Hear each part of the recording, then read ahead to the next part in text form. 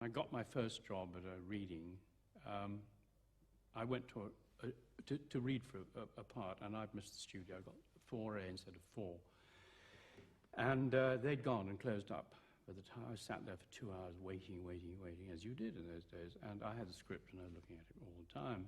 And the commissioner behind the counter said, oh, they closed up, they left ages ago, the BBC lot.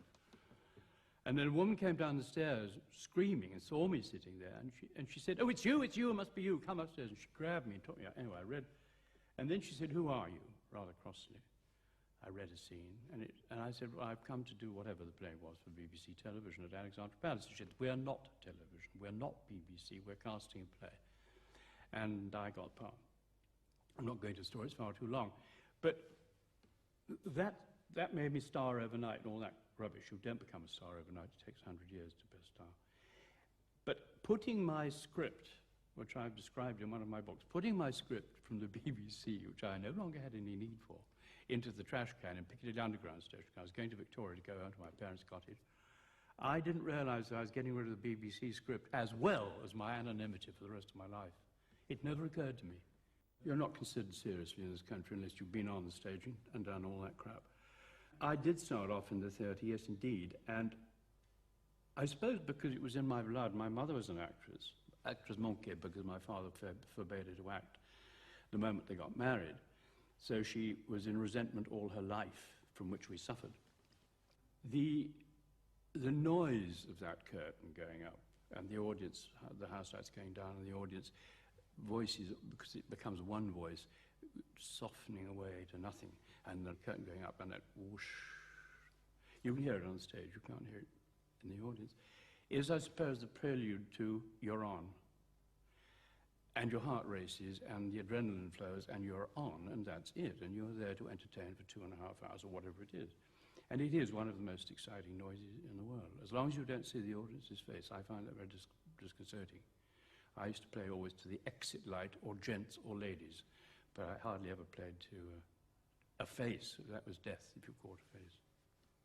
On the first night particularly, the last one I did was here in London at the Apollo, and I remember saying, you can't be as frightened as I am now and still be alive. No way can you be. This is as near death, execution, and everything else as I've ever come across. It was much, much more perilous than anything I went through in the war, and I went through 6 years of the war. It is terrifying, and it never gets better. The only way I can describe it is that without it you can't act. I mean, you can't, I don't like acting as a term, but you can't, shall I say, perform.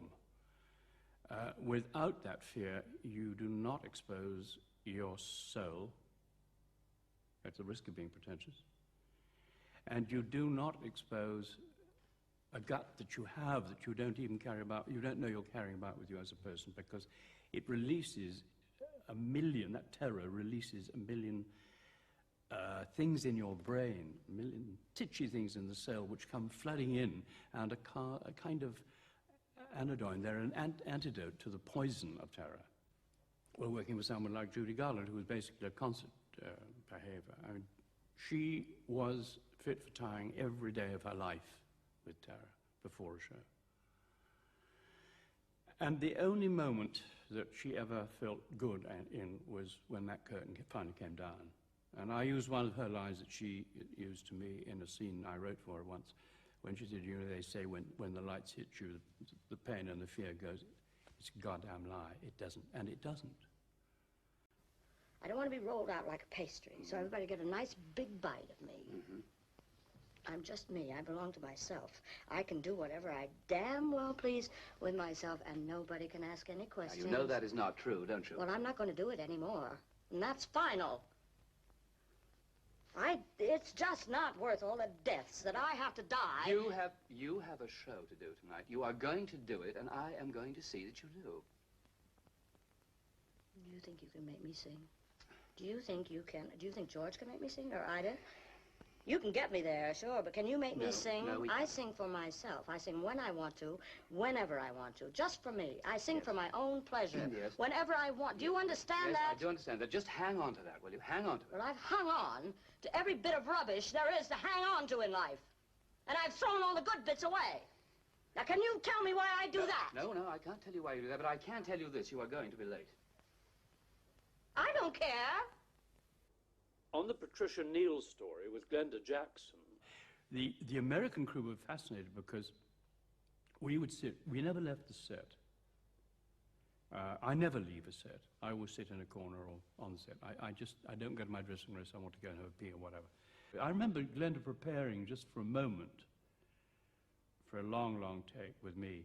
And she was preparing, she went to the corner and said she was okay. And then she put down her head, and I could see her eyes are closed, and she was just getting everything. And she was so, her body began to sort of force. It was the most extraordinary sight to see. Nothing really happened, but she seemed to swell with this passion. And then she just said, okay, and went. But if you touched her, I promise you she'd have exploded into shattered bits, because the concentration was so intense. And that's why I think Death in Venice practically did for me, because that was 8 months, and I was entirely alone. I had no one with me. I had to keep this wretched little von Aschenbach, peevish fellow though he was, with me all day long. I never went to a lunch or anything. And Visconti never asked me to. I mean, they used to break and have lunch on that damn beach. I had a tin of beer and a lightly boiled sole, and I can't tell you how boring that is for 8 months. But I couldn't eat anything else, because I was holding him. I know it sounds rather pretentious, but I really was. It's the only way I can work. You haven't heard anything, have you, sir? No. I mean, after what you said, I couldn't help but, well, it was the truth. That's what I'm trying to say. Nearly everything you said, I could never have said it. You know what I mean, sir? It was my duty to say it. Oh, I don't know about that, sir. It was my duty. If you'd remembered your duty, none of this idiotic rigmarole would have been necessary. How did you get that into your head? Don't thank me for doing my duty. I had to. Just as you should have done yours. Yes, sir.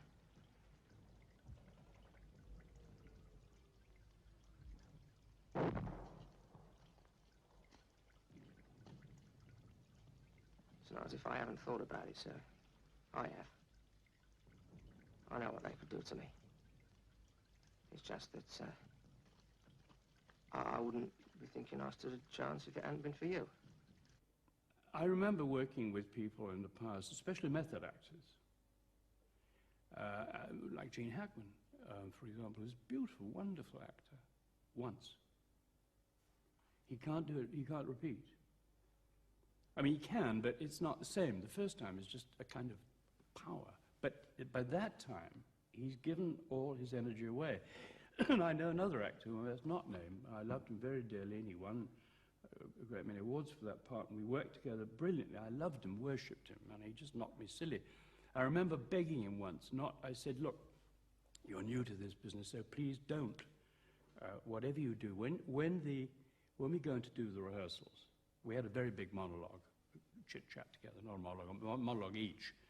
And I said, I had to tell him everything nobody had, including the director.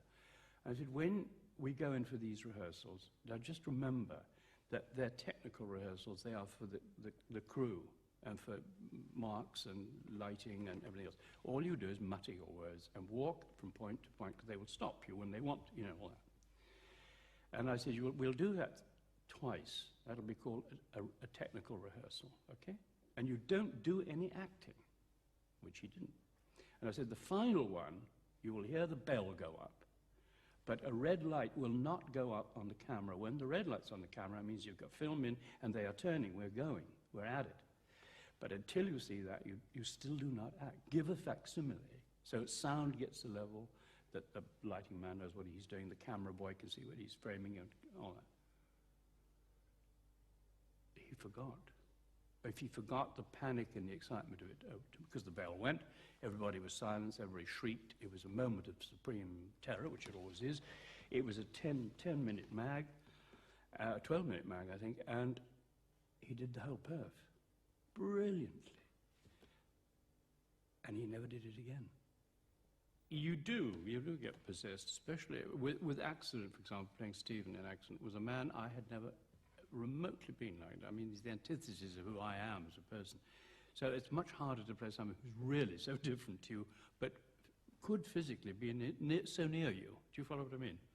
Mentally, a totally different man. A Don, married, 2 children, going through the menopause, which I don't think I've had. I don't know, maybe it's coming now.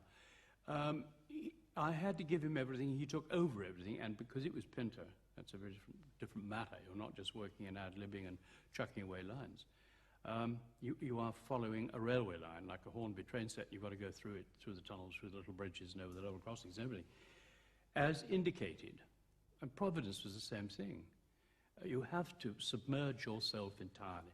In Providence, I was playing 2 different people. I was playing the real man at the very end of the film, and my father's imagination of me in one part, and in the third part, because there were 3 parts, his imagination of me translated to the novels he was thinking of in his head. So you try that for size. You try and ask a student to even attempt one of those things. You can't do it unless you are totally and utterly prepared to be dedicated and give it all up, and you are possessed, silly as it may seem, because it's re-representing, regurgitating somebody else entirely, from the way he would cut his toenails to the way he'd pick his nose. And it's got to be on the nail always. Otherwise, an audience is going to watch you acting, but they're not going to identify. And furthermore, Father, since there was no point in telephoning you, far less in visiting you, we should only be exposing ourselves to our now familiar mutual recriminations. No. Damn it all, Father, you're a rich man. So if you must do your dying with such a disgusting lack of dignity, why don't you do it in a nursing home or some such place where they can stand in amazed, well-paid tolerance while you shout, drink, and protest your way through death's dark door?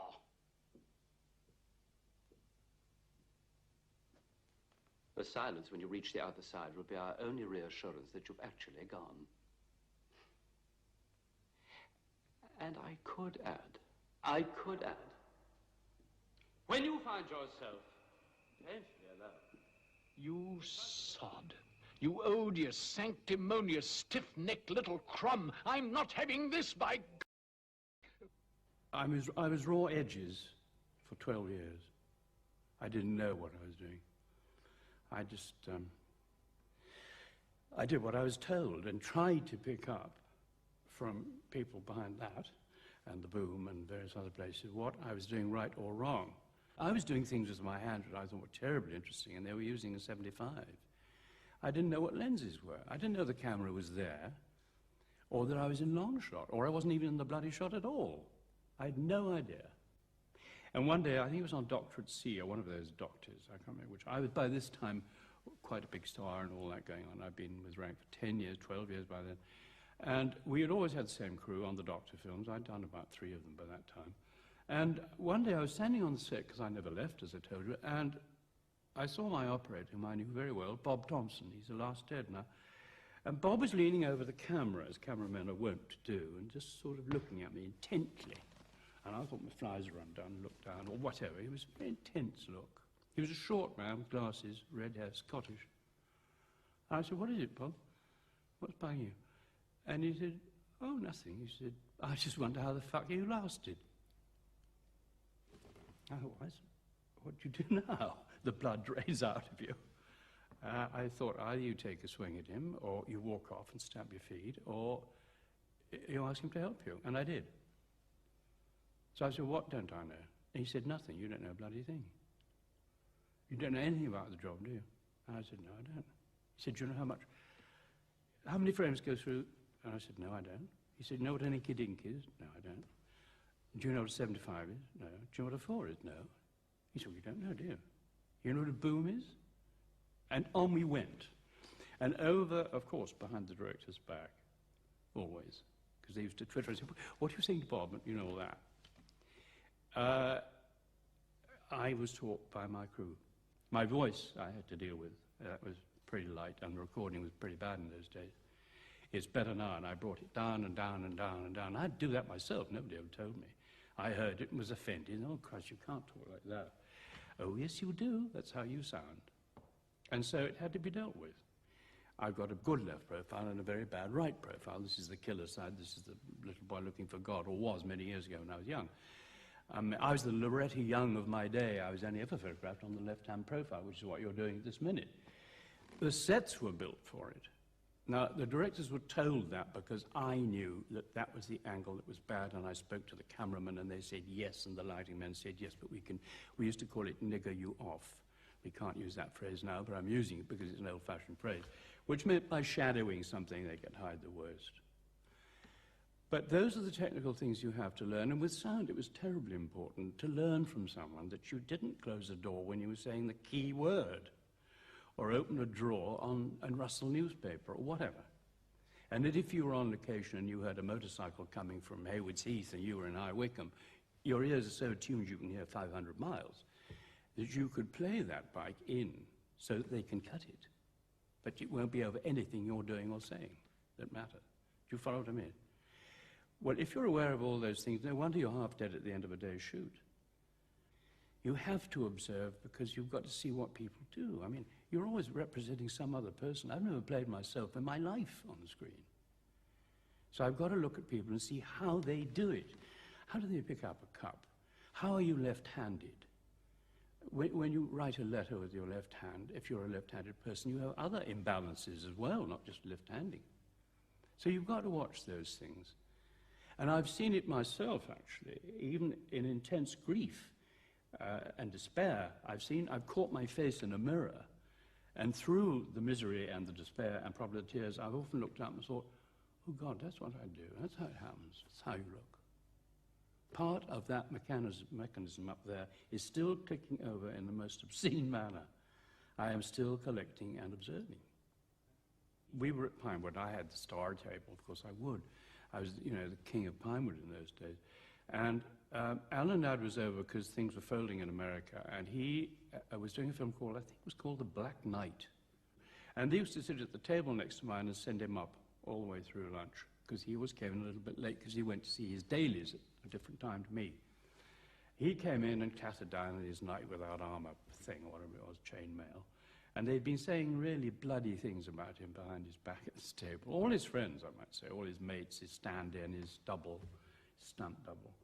And one of them said, watch this, and said, hi, Alan, what you do today, then? And there was a dead silence at the table, and Alan just stood and looked at them. And he said, I did a great look. I thought, that's it. If you can do one great look, you're halfway in.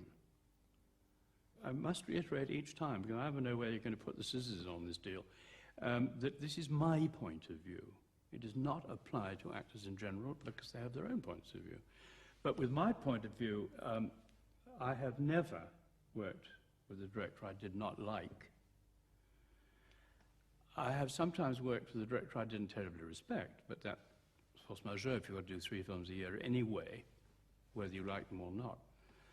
You can't be choosing. But from my point of view, it has to be like a marriage. More than a marriage, because their marriages aren't always love affairs. It has to be a love affair.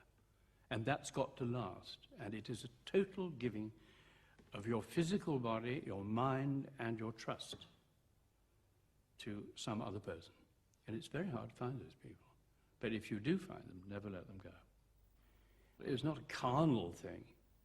You can have a love affair without carnality. It is a lot to do with respect, and respect for somebody's mind and intellect that is higher by far than one's own. I mean, as far as I know, Visconti was the greatest teacher and professor I've ever had in my life. I learned so much from Visconti and from people like him.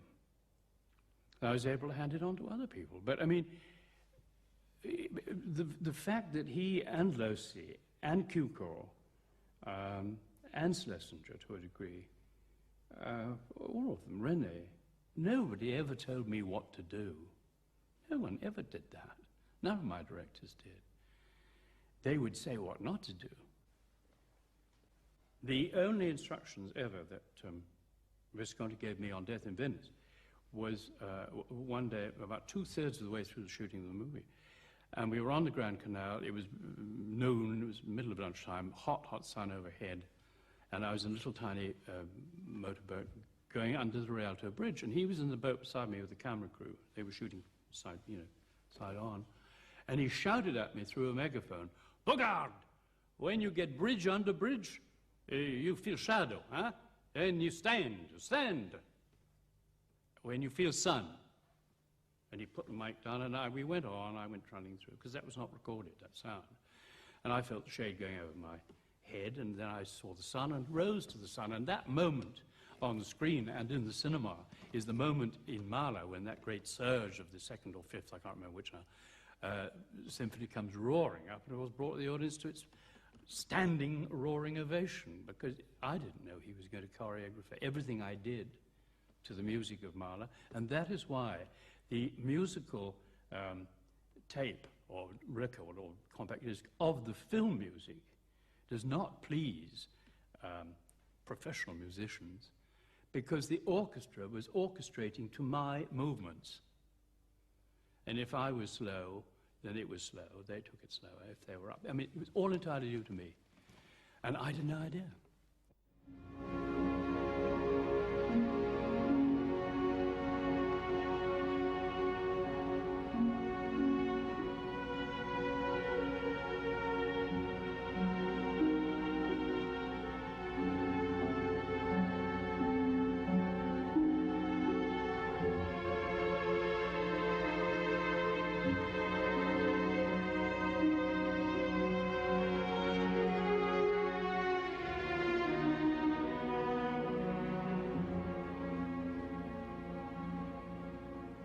When I left the Death in Venice, I remember taking off those spectacles that I had to wear. I had no makeup. And I had my hair cut off, because I'd grown it quite long. I hate long hair. And I watched, while they were doing that in a little hut in the garden, we finished the film on location in Austria, and I watched them, the wardrobe lady wrapping everything up and putting them away. And that was von Eschenberg. I had 3 suits, and she wasn't hanging them on a hanger for tomorrow. They were being rolled into a bundle, like for Oxfam. That was the end of him. And his high-button boots I saw slung in there. I thought, well, good riddance to those anyway. He'd gone. Like all love affairs that finish, they all have to. Intense, burning ones do. It's a form of desolation at the end, of course it is. And that's possibly partly why one behaved so stupidly. I mean, I wept all the way home. I cried and blubbed all the way home in the car from location when we finished Accident, when I knew that Stephen had gone, because although I was still manufacturing the person in my body, he was still around. I was still wearing his clothes. I was driving home. But nobody wanted him. And I had no need of him. When I finally finished with Fassbinder, and I saw the cut of Despair, it was called, in Paris, where we did just some extra looping lines, and I saw it in black and white, and it was absolutely staggeringly magical, the whole film. It was quite long. It was nearly 3.5 hours. And when I saw it in Cannes, the lighting cameraman came running towards me on the Carlton Hotel terrace and said, "Don't come to the press show, I beg you. Fassbinder's up in his room. He's not going to do anything. He's completely stupid. And he's ruined the film. He's cut everything to pieces." And he looked at Andrea Ferriol, who was my partner in it, and he said, "Andrea, and you don't exist. Vous n'existez pas." Well, when we saw it, we had to go out of duty to the press. I mean, it was a terrific thing, a Fassbinder first night, and the first time he'd ever worked with professional actors, Andrea and me. I made him come down. He came down, and he behaved appallingly and looked so stupid. I'm saying these things about a man I absolutely revered. And he's dead now, so I can say it. I wouldn't have. He was a genius, and geniuses are not. I say that quite calmly and clearly. He was a genius. And geniuses are notoriously loony, because there's a very fine line between madness and genius. I mean, it's a hair. But he'd taken whatever pills he took, and he had this and that and the other, and he was in a dirty black T-shirt, and he insulted the press. He insulted us all, and he said the film was a message for his suicide. Well, I knew more than they did that he was talking the truth. But the point was, I felt everything I'd ever had and talked to you about draining out of me. Sitting there at the press thing with the lights all on, all these idiots waiting with questions boys from every newspaper in the world there at those press conferences at Cannes. It's a big deal. With Andra sitting icily beside me, despairingly, because her performance had been wrecked and mine had been fucked up anyway. And I just thought, no, go back to the farm, because I was only up the mountain 45 minutes away, and never come back.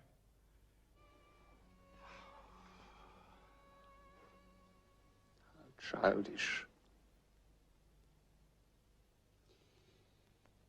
Good people. We are making a film here. In a minute, I will be coming out. But you must keep the policeman back, so that I can get away.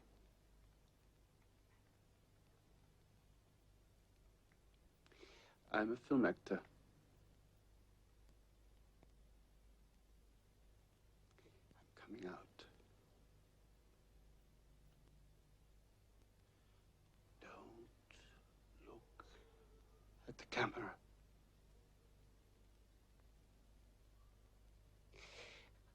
I'm coming out. Hollywood came to England, and they came after us. They came shopping after the war. And quite rightly, they wanted an intake of fresh blood. So they bought Deborah, they bought Stuart Granger, they bought Jimmy Mason, they bought Jean Simmons, and they came to Uncle Dirk, and I was bought too. But I wasn't going to play an Englishman. I was given a contract which so frightened me when I looked at it. I had a bungalow with a number in Pacific Palisades. I had a foreign, because that was important to the trick, a foreign car, which was a Volkswagen, little one, Beetle. And I was being sent across the border into Tijuana and beyond, in Mexico, for 2 years to learn intensive Spanish, because I was being re-imported as their Spanish star, because apparently I look Spanish. And they had all the English, the British, and everything, but I was unknown. This was before I signed with Rank. And I thought, well, I don't think I can go through with this. I knew what I was going to be paid. I knew how long it was going to be. I thought, well, do I really want to go there and become Ricardo? I know what his name was, Ricardo something. He even had a name for me. Living in Pacific Palisades. And this is the bit. I was offered a list, or shown a list, not offered it. And the lady, whose name I won't mention, said, who was doing the deal, the contract at the Dorchester Hotel, said, you will have, at the end of the first year of contract, to choose one of the following. They're all under contract to us, and they're all nice, clean girls. They're all safe, but you have to marry one. Unless, of course, you have married before, but then you will need our permission, because we want you to marry, somebody that is part of the studio. I thought, I'm 26. I've just finished a war with 7 medals. What am I doing with these people? So I tore it up and walked home in the snow with no shoes. I mean, I had shoes, but they had holes in them. That's why I didn't go to Hollywood. It wasn't for me, anyway. I didn't want the loot. And I didn't want to marry a nice, clean girl on 20th Century Fox list. And the other thing was I could divorce her within a year, and they'd take care of the press. So everything is worked out to a last degree for you, and you can say, well, it couldn't be true, it can't happen, but it is true, and it did. It did happen. I mean, something as magical as Marilyn Monroe. I mean, Marilyn was totally and utterly murdered by them, by their system, and to a great degree, Judy, whom I knew very, very closely and well for about 10 years, I did her last movie with her, but they killed Judy. They've killed anybody of any sensitivity. I mean, you have to get out. It's clear that I did have a form of sex appeal, certainly for what we call the teenagers, before the Beatles came in and before they were pop stars. I mean, I was #1 on the top for well, I was never off the list until 61. I began to slide. I was always in the first 10 anyway at the box office, but I was first and second always for a number of years. I think it was the kind of films I did, you know, Little Boy Looking for God, Staunch Upper Lip, Brave Captains. I mean, I took care to look pretty. Now, the fact that I was as scrawny as as a plucked hen, and a skinny hen at that, it didn't seem to matter. I mean, the rank organization did supply me with dumbbells and great sets of wheels that I was supposed to do that with. All I did was put on 2 sweaters and then put my shirt on and then put my jacket on, so everything was tailored that way. But it didn't matter. People didn't mind me being scrawny. I think it wasn't important. But the boys that were what they called beefcake in those days, I mean, you know, where are they now? I'm not saying that with any malice. It was a non-lasting phase. I know one actor who had to have his jeans sewed up at the side, and the wardrobe mistress complained in the end and said, I'm not going through with this any longer. It's ridiculous showing off like that. But it didn't do him any good. Not for long. He wasn't a very good actor. But I'd been a better actor and wasn't a very good film star. Should we put it that way? I leapt into black leather. In an instant, we sold 10,000 pairs of trousers in the King's Road after the release of Anecdotes. Yeah, sure. I'm not an idiot. I was totally aware that the English hero in movies was usually dressed in tweeds and a Pringle V-neck sweater, and always baggy trousers. Now, that wasn't my scene, and it wasn't for the audiences, and I switched that around. I remember working with Lucy, the first film we ever did together, which was Sleeping Tiger, and he said, you know, this is sexually charged, and all that. I hadn't heard these words from the rank organization in my life before. I'd only been doing it for 4 or 5 years. Sexually charged, what does that mean? I said, well, what do I wear? And he said, in this scene. And Joe said, well, have we got continuity on this? I said, no, there's no continuity. And he said, well, get into your boots and your breeches again, because there was a riding scene. And he had Alexis do the same, so there was a supercharge. I was being photographed with sexual content. Well, I didn't miss out on that. I learnt from that. And people, particularly women in audiences, don't quite know what nerve has been hit. But they know that they find you attractive, and they don't quite know why. Because women are just as sexually aware as fellas are, let me tell you. And Uncle Dirk got a great deal of mail, and always has had, from people who went a little further than they perhaps should have done. The cinema is a sexual thing. You go to the movies for sex. You may not go there to watch a porno movie, so I don't mean that kind of thing. But it is a sexual excitement. Nobody wants to go see tea cozies at work. I think the rank organization, quite rightly, those rather jealous ones said, oh, well, you're really a teddy bear. You know, people would rather take you to bed than have you in bed. I was known as the sort of hot water bottle figure. Well, that didn't bother me, because I knew that it really wasn't so, that the reaction I was getting to my work and to being who I was, that people were turned on by me when I was young, I'm talking about, not now. And there was an alchemy at work, and so I used it. I had no reason to suppose that I could win, but I mean, it was all cheating. I had to have my hair permed, a light perm, but I had to have it done because I've got hair like a doll. You know, I've discovered something now that we've got here called mousse, and that's great. You know, I can manage. But otherwise, I'm as bald as a coot, really, and it's all chicanery. The whole thing is fake. But then that's what sex is. It's an illusion. That's what the cinema is. It's illusion. But I was jolly sure that I was going to make every wing commander I played as physically possible and attractive as I could, as mischievous, as flirty, as whatever you like. I was totally aware of it. And when I realized that I was working on screen, which I only did like 3 years afterwards, I wasn't a very good actor, all those things, but something was happening, then I nursed it. I had a special little light for my eyes. It was called a bar, Dirk's Bar. Have you got Bogarde's bar or Dirk's Bar? Nobody else had it. I had it, because the only thing I had that was a good feature were my eyes.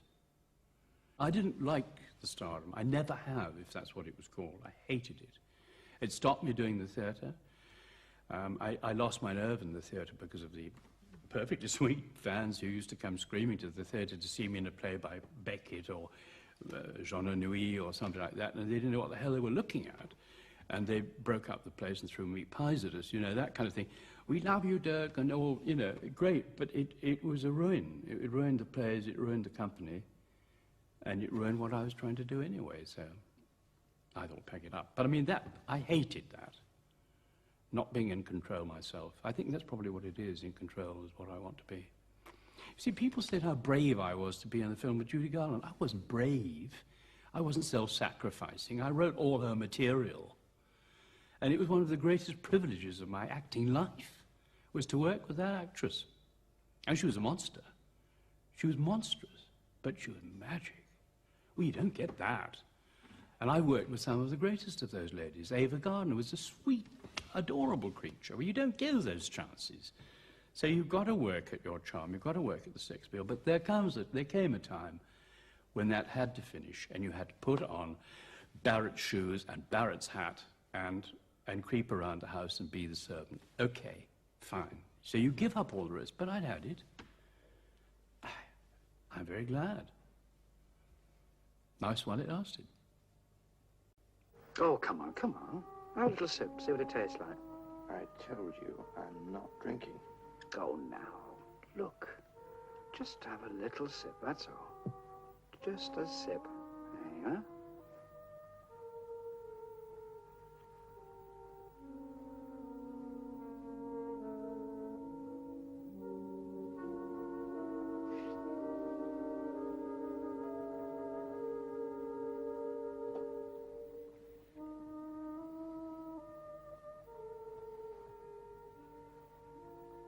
You see? I can still think of things that will please you, can't I?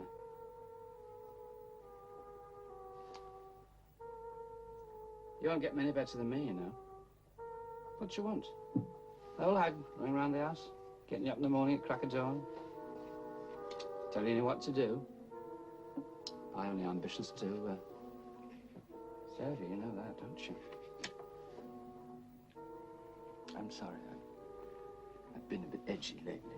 Oh, well, I admit I make mistakes, but after all, I'm only human, aren't I? You wouldn't like me if I wasn't human, would you? The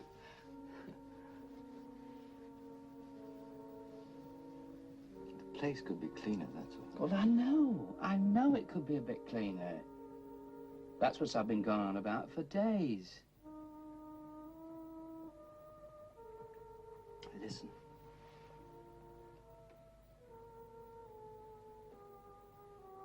Listen.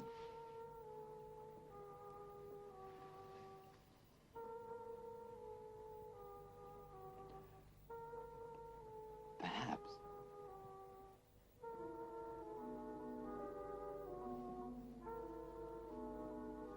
we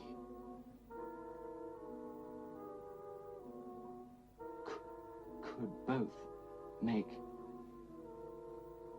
an extra effort. You're right there, Tony. You're dead right. That's what we ought to do. The last two films I did in Great Britain were American financed and made by America. One was for MGM and the other one was for Paramount. They were both here. They weren't British movies. So they were made in 1966, and that was the end of it. That was curtains for me. Shepperton went, Pinewood went, and the money went because the Americans who had the Edie plan and had all the tax allowances were sent home, right? And that's why the cinema really broke in this country, because nobody had the money.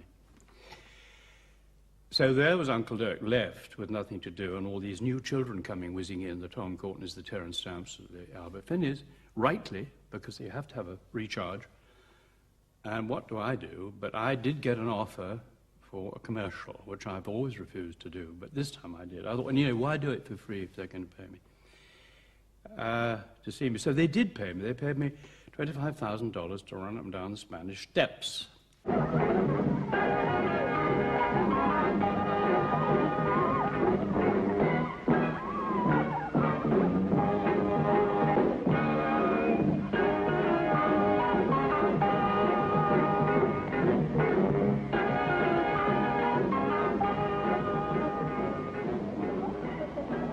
You must forgive me. I knew I'd forgotten something. when I got to the top of the Spanish Steps, no big deal, two ladies who came all the way from America and they paid for them, had to say to each other, oh, surely that was Dirk Bogarde I saw coming up on the Foster Grant sunshades. That was the commercial. That's what I got $25,000 for.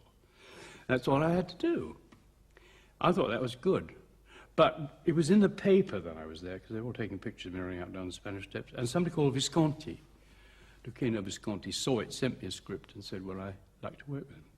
And that's really how The Damned started, and eventually Death in Venice. But that's really, apart from Jean Renoir, that's how, in 1967, my future was mapped for me, by running up and down the Spanish Steps in a pair of Foster Grant sunshades. I don't regret that at all. The film I did with Visconti, The Damned, was cut to ribbons. We had no money, ran out of them. But I had decided then and there never to come back. And so there I stayed. And my life completely changed. So while all the boys were getting on with it here in Bolton and Wigan and stations north, I was whooping it up in Tunis and Algiers and wherever I wanted to all over Europe, making movies for Europe, but making European movies. And that was vastly exciting. I think I did my time. I remember leaving England with most of my worldly goods, but in particular, I remember the customs officer at Dover. Oh, he said, would you like to get out of your car, Mr. Bogarde? So I got out of my car, I was getting on the ferry, and I had another car, my stand-in Arnold was driving full of my books and papers and things. He said, how much money have you got on you? I asked, I told him, £350 each. We weren't allowed more in those days. And he said, is that all? And I said, yes. He said, how long are you going for then? May I ask that? And I said, you may.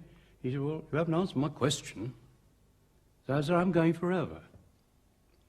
And there was a long silence. I remember thinking, God, I've done it now. And he simply said, well, £325 isn't going to last you long, is it? So I said, no, I anticipate working there. He said, well, it's all right for some, isn't it? Would I look at your tyres? So they stripped the two cars. We missed two ferries. And it was just the English saying, well, sod you. If you're going to leave remembering. And I didn't come back for over 2 years. Anthony Forward had become my agent in 1938-39, but my sudden success after the war as a movie actor meant that representing me became a full-time job for him. And my decision to leave England obviously had a great effect on him too. I made this decision really through a lawyer who said, if you hang on here any longer, you'll be ruined, tax-wise. I would advise you to leave, so I left. When I told Forward this, after all these years of management, he looked at me rather helpless and said, well, Christ, all I've done is look after you for all these years, because he turned down everybody else. Because I had become so big, much quicker than we even thought or imagined, and his life was cut out looking after me. So if I'm not going to work anymore, what's he going to do? His son was grown up and married, and okay. He had no responsibilities. He was divorced. And I said, well, look, I can't drive, which is a good excuse as any. I'd killed some people in a very bad car crash and lost my nerve, quite simply. And I said, well, give it a try. Come out with me. I'm going to find somewhere to live. I'm probably going to work with Visconti. Come and try it. I need you to help me over that first contract anyway, because I can't understand Italian. Neither can you. But we will be able to do something together. We'll find an English-speaking agent, which we did. And from there it went on. Because I couldn't actually work without him. I couldn't operate. I didn't know how to sign a check. I was never allowed any money. I never did sign a check. I never had a credit card. I still haven't. I can now write a check, and I do carry loose change in my pocket. I never did. I was never allowed to, because I was so stupid. That, in fact, lawyers and people say, well, you know, you just let Forward do everything, because he will settle everything, which he did. But he was the front guy for me. If I said, look, I don't want to wait another 6 weeks to do the shot, or he would like air conditioning, it's 48 degrees or whatever. He did all that kind of crap, and all I had to do was go be Dorothy adorable to everybody on the set and do my job, which is very important. We became glued. And when I made it quite clear to Ford, and he understood, I said, either you stay, and, you know, he said, well, I can stay because there's nothing else for me to do. I couldn't take on, and we named 3 people that he could have worked for, who were anxious for him to work for them. And he said, I think, I'm older than, he's 8 years older than me. He said, I'm 58, and in a little time I'll be 60. I'm going to, if it's all right with you, I'll hang on. So he did the other side of my life, insofar as he did the mowing and the heavy mowing, and he dealt with the tractors, he dealt with the sheep, he dealt with all the other stuff, and with the publishers, who are now my new world. With books, with contracts. I couldn't read a contract. All I could read really was Eisel on a toilet roll. I mean, I was pretty dumb. That's how it was. But it was an entire world. And the world finished literally one day when he had come back from shopping in the market, and I was busy on a book. I leant out of my studio window and I said, have you been to the doctor? Because he had a bad foot, which had started to hurt him in Hollywood a bit, on the film with Glenda Jackson. And he said, yeah, yes, it's nothing. And he was undoing the luggage, the dogs were all, you know, shopping, and the dogs were all leaping around him. And he said, it's nothing, it's just it's a slight touch of Parkinson's. That was it. He didn't know, but I knew that was it. Because that was the finish. Because Parkinson's doesn't get better. And if I couldn't drive and he couldn't drive, he could do the heavy machines and all that stuff. You know, the 22-year idol, or idol, whatever you call it, had to finish in time, which he did about 2 years later. I knew the moment that Parkinson's was mentioned and confirmed that you don't get a touch of Parkinson's, so you've got to be real and grown up. Okay? And that means that your life has got to alter again. I wasn't prepared for cancer at the same time. So a double burden was a kind of full reward for the years of pleasure. And I knew they had to finish. And when they finished, and I got rid of the farm, in 3 weeks, it was a lifetime gone, because I really had my building plot, my burial plot. I had my plot in the cemetery. You have to buy it and appeal to the mayor and all that. And I'd been a resident for, I think, about 4 years before I left. So, I mean, I was there. I had no claim in my mind of ever coming back. But you can't reckon with those things. And he wanted to come back to die, naturally enough, with his son and with his grandson by this time, and with the rest of his family around him. Quite right. And also he did say, you know, I don't really want to face the end of my life in great pain, which, if it's going to be painful, paralyzed, if I'm going to be paralyzed, in a foreign language, up a mountain. What can we do? What can I do? What can I do? Except get him out.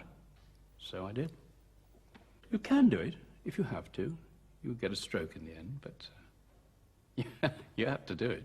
Because, you know, the one thing you are given, which I learned as a young boy, is that you are given life. And if you watch it crumbling before you, as I had to do forward, if you've seen it as a young man, as I did in the war, then you realize that what you've got is a slender flame. And you've got to hang on to that like hell. I had a stroke myself, unfortunately. I mean, this is a story for all time, right? You've got it. It's a great script. But when I had my stroke, until that moment, I was always going home. I was never going to come stay here. I'd have sold up everything, as I did, and then I'd gone back. But after, if you've had one stroke, you don't want another one. And I'm 71 now. And you get a little bit anxious that it might happen again. And it happened so suddenly. I was down a staircase 1 minute with my head between the banisters. I don't want it to happen too far away from people I love, my family, my brothers and sisters. You know, so I stayed put. So I'm waiting.